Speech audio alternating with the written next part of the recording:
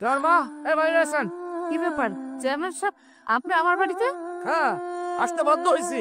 আপনার মাইয়ার ভালো করে বুঝা, নাহলে কিন্তু ফলাফল ভালো হইব না। চেয়ারম্যান সাহেব, আপনি খুব ভালো করে আমার মেয়েরে চিনেন। আপনার মাইয়া লেখাপড়া শিখছে, এখন তো চোখ ফুটে গেছে। শুনো, তোমার সিরাজ ডাক্তারে বইলা দিবা আমার এলাকায় আর একটা রোগী যেন না দেখে। কেন? তিনি তো কোনো ভিজিট নিচ্ছেন না। হলো বিদেশি মানুষ, তার জন্য তো আমার এলাকার ডাক্তারেরা যারা এতদিন পর্যন্ত চিকিৎসা দিয়ে আসছে, সেবা দিয়ে আসছে, তাদের যে ক্ষতি হইতেছে সেটা তুমি বুঝতেছো না?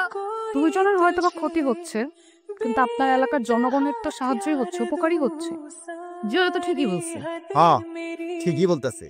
আবার মাঝখান থেকে আপনার মায়া ডাক্তারের সাথে টলাটলিও করতেছে। মুখ সামনে কথা বলবেন আলম ভাই। কেন ভালো করে কেমনে বেদ্যপের মতো মুখে মুখে তর্ক করে? এখনো সময় আছে, মায়েরও ভালো করে বুঝান। ওই চল তোরা। ওই আপনার সার্ভে দুজন কোথায়? না ডাক্তার সাহেব, আজকে আমার সাথে কেউ আসে না ডাক্তার সাহেব।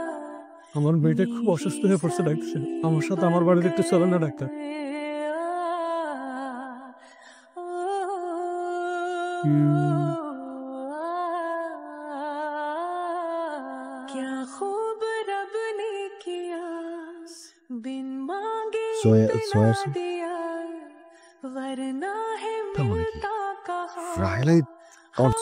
জয়া কপাল কাটা, ওইটা আমার মেয়ের ছবি।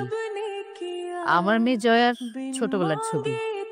আর ওই কপালের দাগের একটা ঘটনা আছে। ওর একটা বন্ধু ছিল, মানে ওরা দুজনেই ছোট ছিল, সব সময় ওরা খেলাধুলা করতো। আমাদের বাড়ির পাশেই এই ছেলেটার খালার বাড়ি ছিল, মাঝে মাঝে বেড়াতে আসতো। ওর নাম ছিল জয়।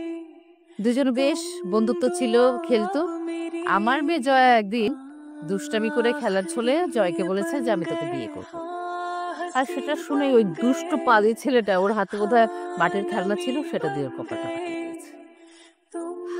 তারপর আর কি অনেকটা বছর কেটে গেল, কিন্তু একটা দুঃখের বিষয় কি, আমার মেয়েটার অনেক ভালো ভালো সম্বন্ধ আসে। এই যখনই ওর কপালের কাটার দাগটা দেখে, তখন কেউ হয়তো পছন্দ করে, কেউ আবার করে না।